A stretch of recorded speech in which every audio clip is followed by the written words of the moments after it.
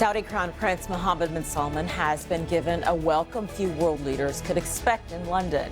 The British government has been accused of ignoring rights abuses in Saudi Arabia and Yemen. So, what is behind this controversial trip? This is Inside Story.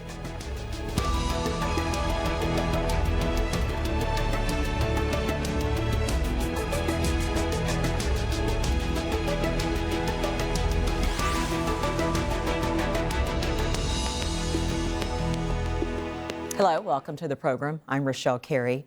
The red carpet has been rolled out at Buckingham Palace and number 10 Downing Street in London for Saudi Arabia's Crown Prince Mohammed bin Salman. The 32-year-old became heir to the throne after a palace crisis last June. And since then, he's continued his country's involvement in the war in Yemen, launched a blockade of Qatar, and began what his government calls an anti-corruption drive. Dozens of high-profile princes and businessmen were arrested and held in a hotel accused of corruption. His trip to the UK is the first since he took on this new role as Crown Prince. The UK relationship goes back a long way. Colonial Britain helped establish what was to become Saudi Arabia over a century ago. There are extensive business ties with Britain, a major arms supplier to the kingdom. Reports suggest that deals worth $100 billion could be signed during this visit, with the UK eager to deepen business relations outside the EU. But the visit has brought strong criticism and demonstrations as well over Saudi human rights abuses and the humanitarian catastrophe caused by the conduct of the war in Yemen. British Prime Minister Theresa May has defended the welcome given to Saudi Arabia's Crown Prince. We'll get to our guests in a moment. First, though, Jamal Ashayal reports from London. Mohammed bin Salman started off his UK trip with a visit to the Queen, who hosted the young prince at Buckingham Palace, a sign of just how eager the UK is to bolster its ties with the Saudi kingdom.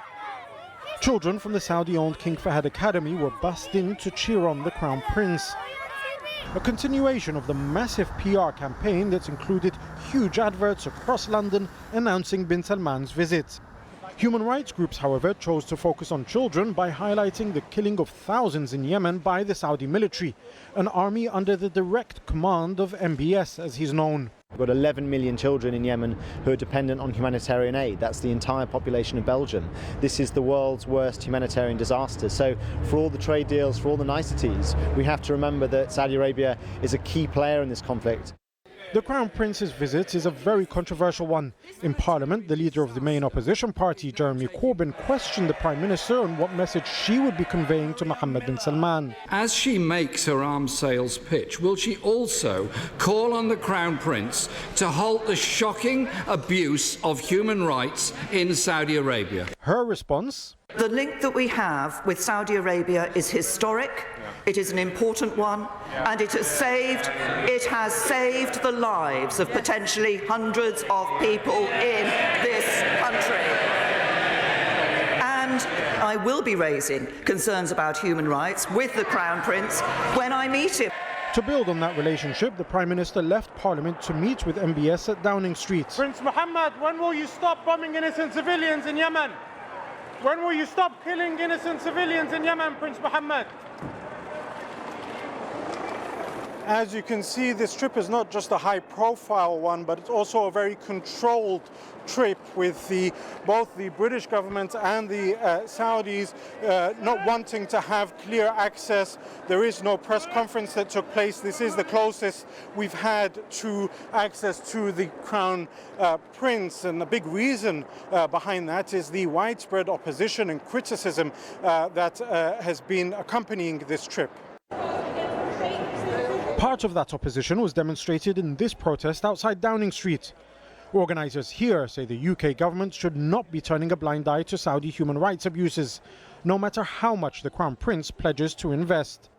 They want their politicians to demand real change and reform in Saudi Arabia, and not to cheer on what they consider to be propaganda aimed at polishing the image of a man who's locked up many of his political opponents. Jamal Ashayal, Al Jazeera, London.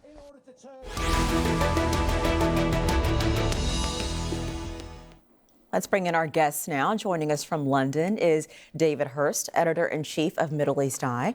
In Fairfax, Virginia, via Skype, Khalil Jashan, Executive Director of the Arab Center, Washington, D.C. And also in London, Anas Al-Takriti, President of the Muslim Association of Britain. And thank you all for joining me. I appreciate it. I'm going to start with the same question to all of you. David, you first. Should this trip be happening? Whether it should or not, it is happening. It's been completely stage managed. Everything about the trip has been stage managed, which is why your correspondent, Jamal, has not been able to get anywhere near Mohammed bin Salman, and why most of the protest was actually political, a very strong one. And I think it took the government and Theresa May somewhat by surprise. The ads were paid for by the Saudis, the school children were bussed in by the Saudis, and of course, the Saudis use these images to say, hey, look, London's offering a great welcome to our Crown Prince. This is a coronation tour. What he really wants from this trip, what Britain wants from this trip, is cash, is defence contracts. It's desperate for them, particularly in a post-Brexit era. But what he wants from it, what the Saudis want from it, is legitimacy. Okay, you actually said a lot there, and we're going to unpack a lot of that in just a moment. I want to go to Khalil next, though. Khalil, do you think this trip should be happening? This is in the eye of the beholder. I mean, it's a normative answer, and subjective. But at any rate, as David said, the trip is happening based on the needs of both parties. And I agree that essentially the agenda on both sides tends to be domestic, similar here in the States to the UK. And there are some serious concerns. The U.S. administration, like it or not, is very concerned about different developments in the region. Some are domestic, some are regional, that basically impact on U.S. interest or the U.S. definition of its interest in the region. So I'm sure the agenda is going to be diverse, but I do not see this visit as a substantive foreign policy visit per se. I think it's mostly based on the domestic needs of both. MBS introducing himself again to the American scene, but this time as a crown prince, and trying to basically soften, if you will, some of these concerns that exist on the American side, whether in the private or public sector, with regards to some of the controversial steps that he has taken in terms of governance in Riyadh. Anas, you've been very clear. You've written about your concerns about this trip, but generally speaking, do you think it should even be happening? I don't think there's a problem with it happening. In fact, if I was to argue the case, I think it was necessary. But the problem is what's taking place behind closed doors and what's being negotiated.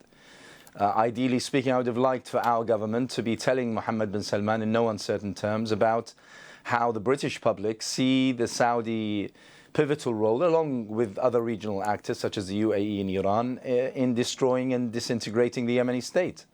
I would like to, for Theresa May to be asking Mohammed bin Salman about why it is that the Saudi regime rounds up figures of society who, in any sane world, represent the antidote to the rhetoric of ISIS. I'd like her to also say to him that whilst allowing women to drive is a nice gesture, but it doesn't speak about the reality of democracy and human rights. Let's not make any mistake. This was on the foreign policy issue. It was a coronation.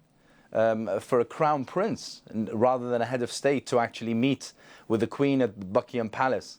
And I'm sure that he's going to also be meeting with President Trump when he's in America. It's officially a coronation. Everyone recognizes this is the future king. He's young, and it's likely that the world will have to contend with him being at the helm of the Saudi regime for many decades to come. David, you said a moment ago that you feel like it's possible that the UK government was a bit caught off guard by the pushback in all of these protests. Should they be? Should they have been caught off guard? These issues, Yemen and human rights abuses in Saudi Arabia, these were not new issues. No, they weren't. You're absolutely right. And each time they've been raised, the Prime Minister, whoever he or she may be, has pushed back and said, has used the security card. Tony Blair said exactly the same thing when there was a very interesting serious fraud office investigation into kickbacks that British Aerospace were receiving for a Saudi arms contract. Margaret Thatcher was in exactly the same position. The same deal as well. And it's Theresa May, it's a little bit of a tradition. And Theresa May also said, we played that clip a moment ago where she said that perhaps hundreds of British lives have been saved because of Saudi Arabia. She said a similar line as well. It's very easy to say, extremely difficult to prove, and they always do the same thing. No, I mean, the real objection to what's going on is that a reckless 32-year-old with no experience of diplomacy or government or even as Minister of Defence is in charge of a key Gulf state. Nothing he's doing at the moment seems to be going right, whether it's in Yemen, whether it's his austerity measures, whether it's his promises to build mega projects like Neon City. It's words and it's images. And the problem with this is that Britain is placing key parts of its industry, such as BAE, key parts of its regional policy, such in an extremely febrile world at the moment, where it's every man for himself, on the shoulders of this man. Should they? Is he really the economic reformer that he's talking about? Is he really the social reformer that he's talking about? I've just come back from Jordan, where they are privately, off the record, extremely worried by the behavior of Saudi Arabia. Now, Jordan is a British military ally with historic ties to Britain, and you could say that it is in the British interest that they be calm and satisfied about what is happening with their southern neighbour, as we should be about Saudi Arabia. Certainly we should have relations with a future Saudi head of state, whoever may they be. That is practical realpolitik. But to place so much, so many of your cards on the shoulders of this man, I think, is dangerous for the British national interest. Anas, let me bring you into that. So if the answer to address concerns about Mohammed bin Salman and some of the choices he's made and his age, et cetera, is not to isolate him, but rather to still engage him, how do you engage him in a way that can actually make a difference? I mean, Theresa May says that she did bring up the issue of Yemen. Does anybody really have any leverage with these types of issues when dealing with Saudi Arabia? Well, I'd like to think that if we're supplying Saudi Arabia with arms that are effectively killing thousands of Yemenis and destroying the entire nation, then we do have some leverage. I agree entirely with David's earlier assertion that this trip is about Britain doing trade, particularly looking at the post-Brexit era, and Saudi Arabia through Mohammed bin Salman, who actually carried out, let's say, a white coup within the Saudi family, looking for legitimacy on the international stage. So I believe that there is trade to be done, but from our point of view, trade unconditionally is something which is absolutely unbefitting of Britain and its claims to upholding democracy, to upholding human rights, to defending liberties and the such, when actually talking about an ally that recognizes none of that whatsoever. So I think that there is leverage to be had. I don't accept Theresa May's assertion or claim that this relationship has somehow saved so many lives as she said. What we do know for sure that we have indirectly contributed towards Saudi Arabia actually killing thousands of innocent people in Yemen. So I think there's much to be said on that particular front. Khalil, if the UK does have leverage, as Anas just laid out a case that they do, and the US has leverage as well, why has the West always been so hesitant to use that? That basically reflects, I believe, both political and moral bankruptcy on the part of allies of Saudi Arabia in the West that are always concerned about issues, concerned about developments in the country, but somehow afraid to assert their leadership and to try to impact the direction of future Saudi policy for fear that it might impact their narrower agenda, the agenda that both my colleagues just referred to. I mean, for the U.S. in a similar fashion, this is basically the administration is looking for dollars and cents. I mean, it's looking for the future implementation of the $300+ billion promise that they committed to during Mr. Trump's visit to Riyadh.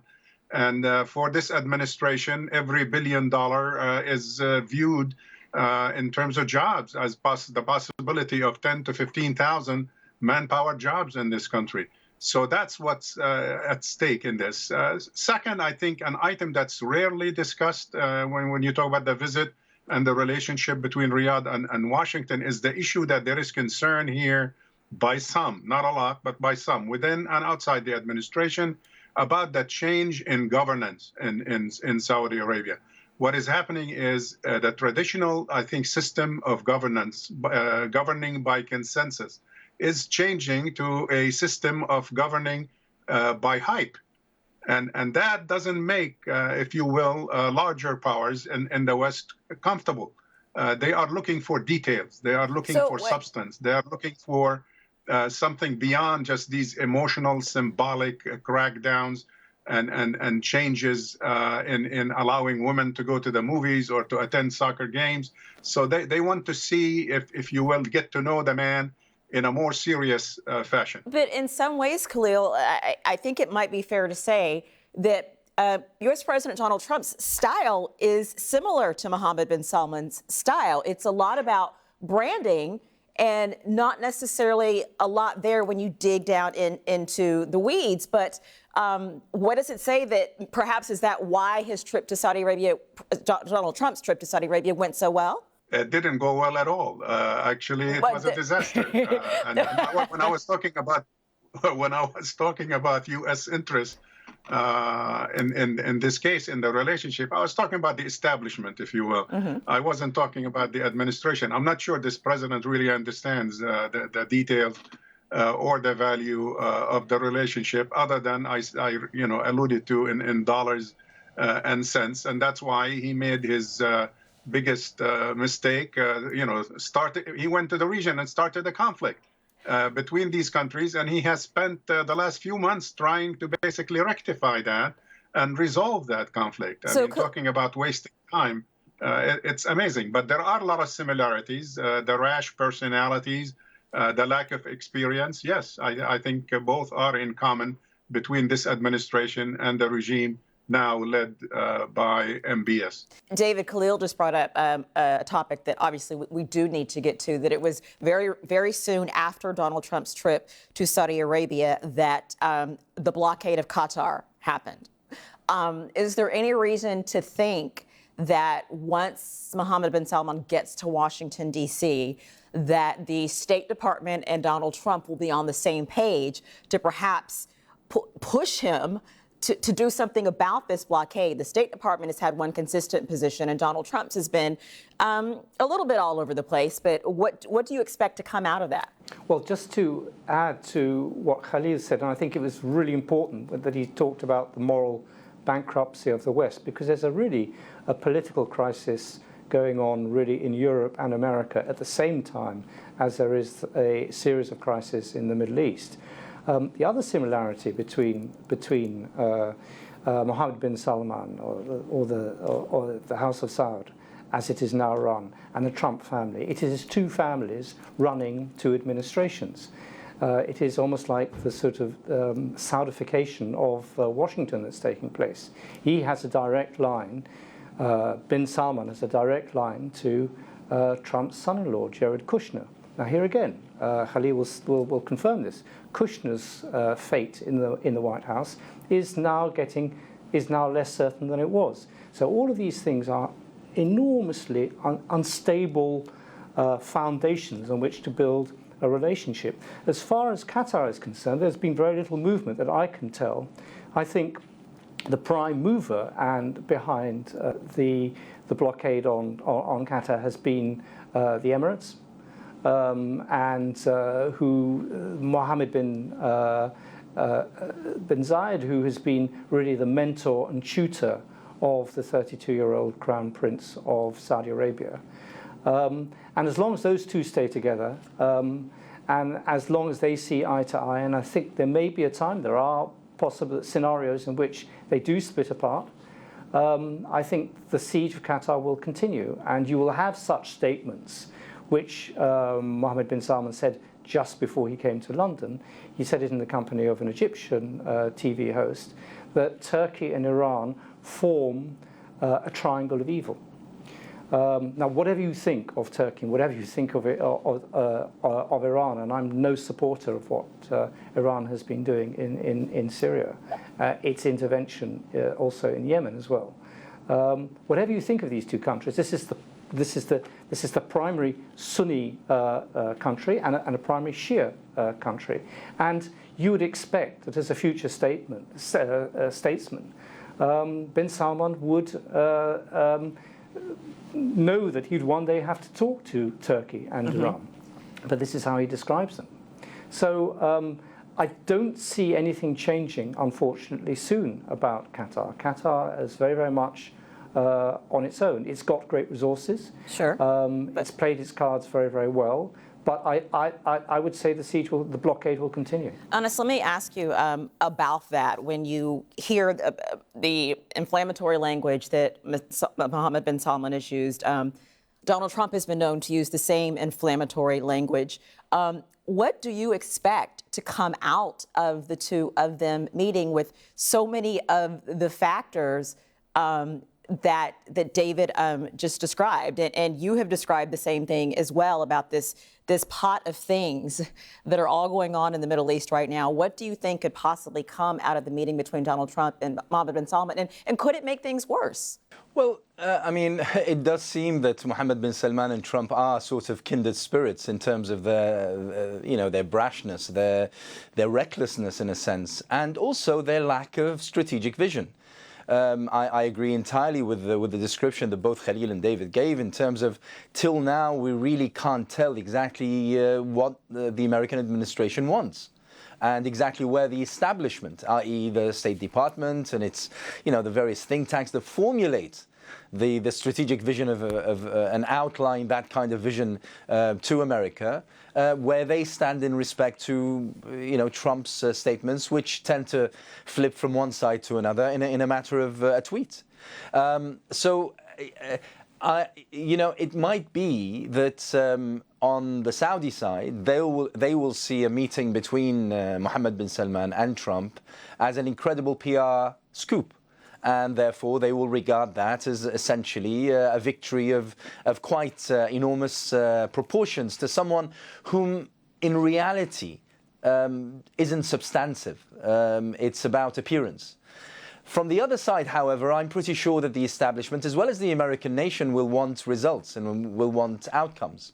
And how much Trump can actually deliver on that in terms of jobs or contracts or whatever remains to be seen. But what is also important, and coming back to the region, I mean, this whole thing about isolating Qatar and the siege against Qatar, I agree absolutely that this is an Emirati oriented plan. But what is absolutely unacceptable is the fact that in a region that is still up in flames, whether you look towards the north in Syria, which is again another heartbreaking tragedy, or whether we're talking about Yemen, and that's being probably the worst humanitarian crisis that the world is seeing today. You have Egypt and Sinai, a war that is going on virtually as we speak, although with very little coverage. Mohammed bin Salman now is sort of spiking tensions, threatening either implicitly or sometimes explicitly to military intervene against a neighbor country in that very same region.